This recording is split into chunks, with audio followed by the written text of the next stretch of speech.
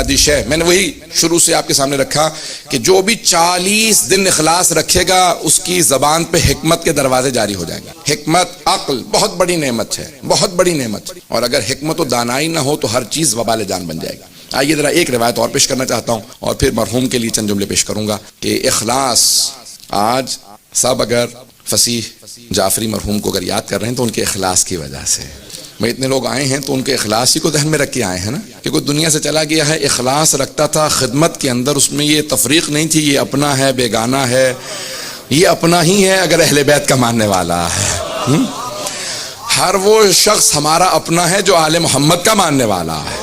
Malloc اور criteria عزیزان گرامی، نہ میری آپ سے رشتہ داری نہ آپ کی میرے سے، ہماری محبتیں صرف آل محمد کی وجہ سے ہے. ہمارا اگر آج کوئی رشتہ ہے تو سب سے بڑا رشتہ ولایت کا رشتہ ہے، اور وہ اخلاص پہ استوار ہے. اگر اخلاص نہ ہو تو یہ رشتہ کچھ بھی نہیں ہے. اگر ہمارا یہ رشتہ سب سے مضبوط رشتہ ہی ایمان کا رشتہ ہے. عزیزان گرامی، جناب امیر علیہ السلام ایسے ایسے لوگوں کو اپنا لیتے ہیں. کہا کہ مجھے شوق ہے میری تم سے عزیز رشتہ داری ہو. مراد قیس کے بیٹے سے کہا نا، اور پھر ان کی دونوں بیٹیوں کو اپنے دونوں بیٹوں سے بیاہا. امام حسن حسین سے جناب رباب کے والد سے کہا کیوں؟ کہا کہ تمہارا ایمان اتنا مضبوط ہے کہ میں چاہتا یہ ہوں کہ تمہاری مجھ سے عزیز داری ہو.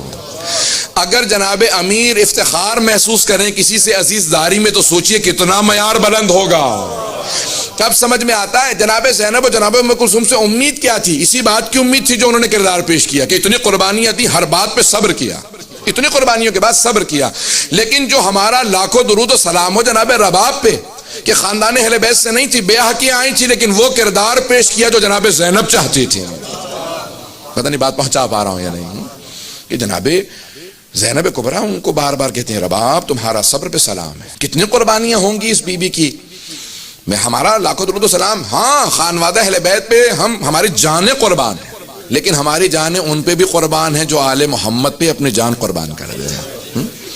ہر چیز قربان کرنے کے بعد پھر بھی اور کیا کہہ رہی ہیں؟ ہر قربانی کے بعد کہہ رہی ہیں کہ پروردگارا جو کچھ ہم نے تیری بارگاہ کے اندر پیش کیا ہے یہ تیرا حسین ہے، یہ تیرا ولی ہے، یہ حجت خدا. پروردگارا یہ تیری حجت ہے، میں ہر چیز قربان کرنے کے لیے تیار ہوں.